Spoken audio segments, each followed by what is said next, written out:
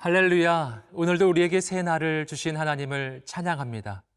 저는 인천 온누리교회를 섬기는 김승수 목사입니다.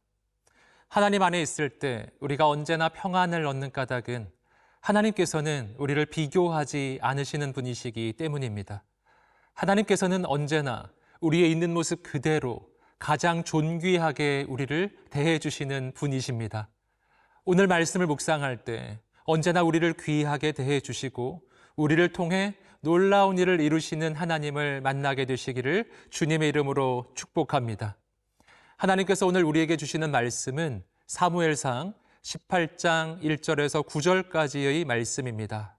이제 하나님의 말씀 앞으로 나아가겠습니다.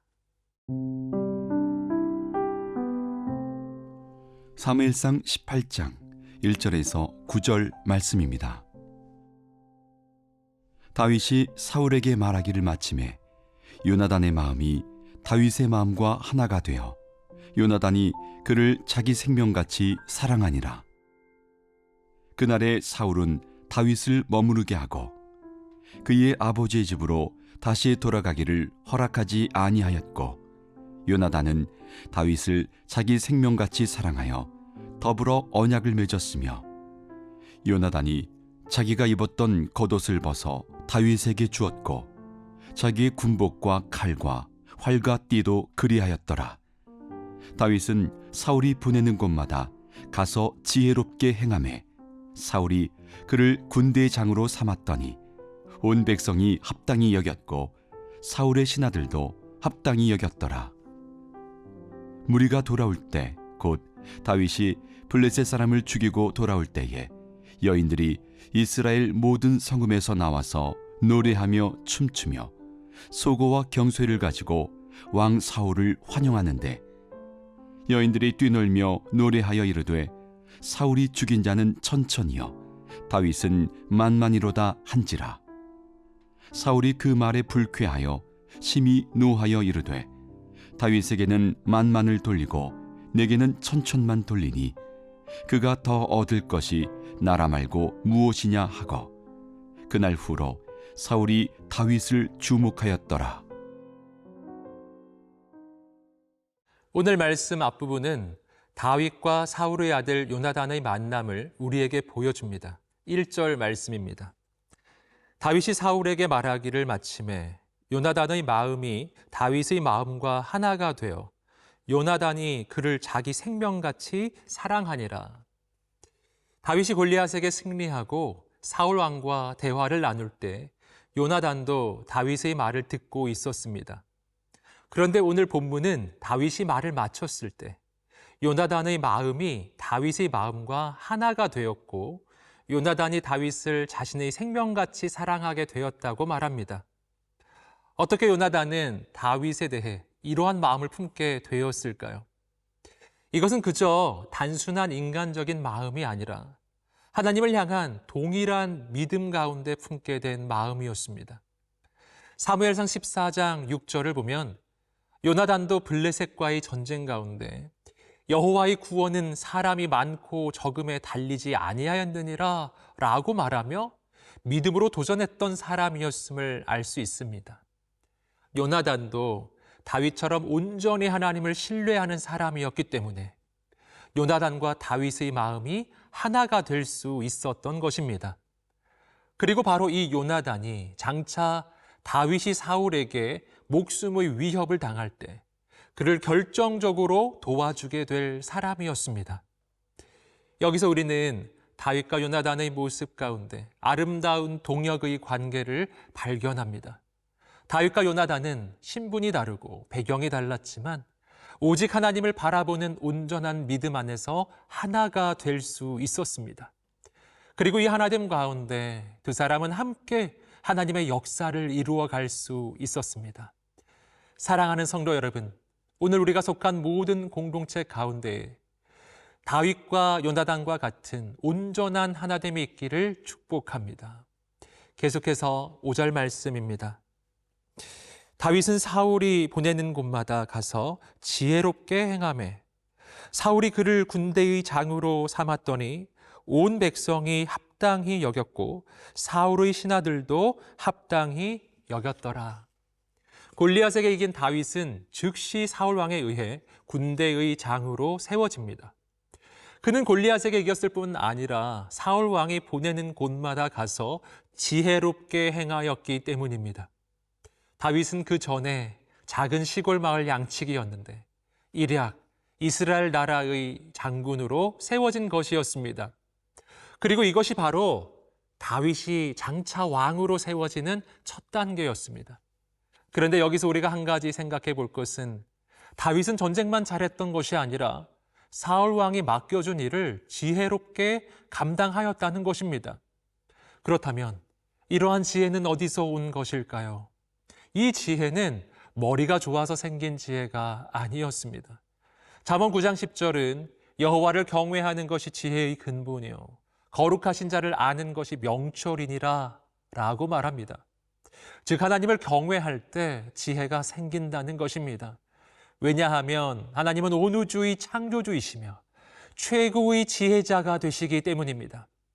그러므로 다윗의 이 지혜는 다윗이 하나님을 경외하는 인생이었기 때문에 하나님께서 주신 축복이었던 것입니다. 사랑하는 성도 여러분, 오늘 우리가 다윗처럼 하나님만 경외하는 인생이 되기를 소망합니다. 그래서 하나님께서 주시는 지혜로 가는 곳마다 지혜롭게 행하는 우리가 되기를 주님의 이름으로 축복합니다.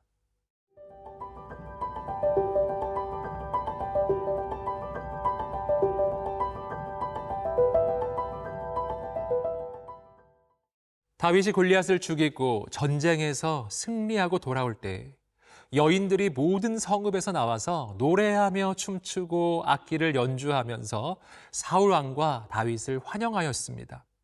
그러나 문제는 그 노래의 내용이었습니다. 함께 7절 말씀 읽어보겠습니다. 여인들이 뛰놀며 노래하여 이르되 사울이 죽인 자는 천천히요 다윗은 만만이로다 한지라. 여인들이 나와서 불렀던 이 노래의 의미는 사울이 죽인 자는 수천 명이요 다윗이 죽인 자는 수만 명이로다 라는 뜻이었습니다. 분명히 사울 왕과 다윗을 환영하는 노래이기는 했지만 문제는 이 안에 사울 왕과 다윗을 비교하면서 다윗을 더욱 높이는 것 같은 내용이 들어 있었고 사울 왕은 이 노래를 들으면서 매우 불쾌해했다는 것입니다. 이어서 8절과 9절 말씀입니다.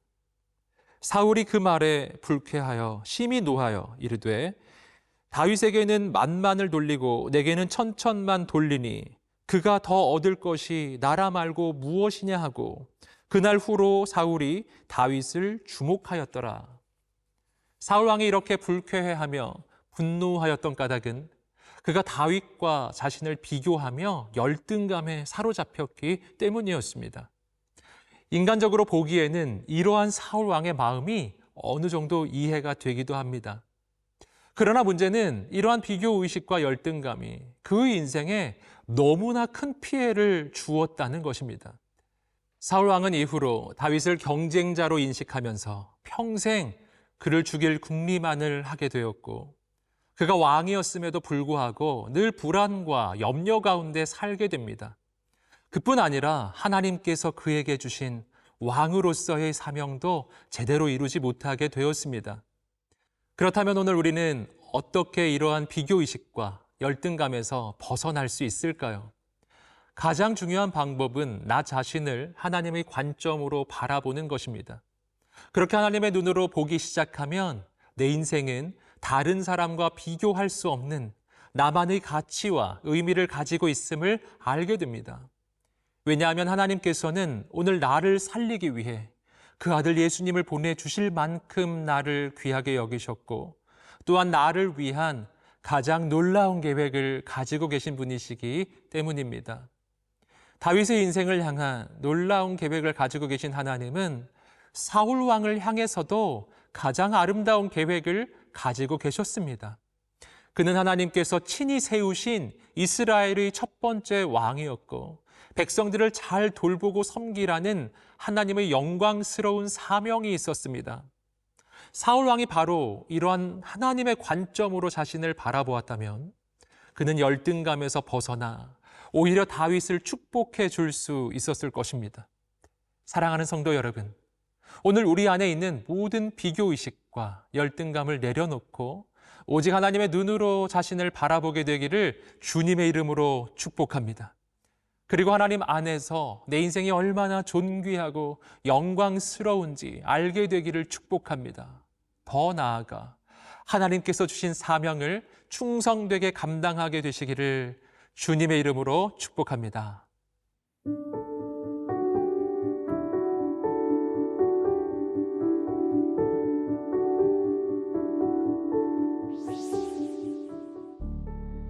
사랑하는 주님, 다윗과 요나단이 하나님 안에서 마음이 하나가 되었듯이 우리 공동체도 온전히 연합하고 하나가 되게 하옵소서. 또한 우리가 비교의식과 열등감에서 벗어나 오직 하나님의 관점으로 자신과 다른 사람들을 바라보게 하옵소서. 그래서 하나님께서 나를 얼마나 귀하게 지으셨는지 깨닫게 하옵시고 하나님께서 주신 사람들을 진정으로 사랑하고 축복하게 하옵소서. 예수님의 이름으로 기도드립니다. 아멘.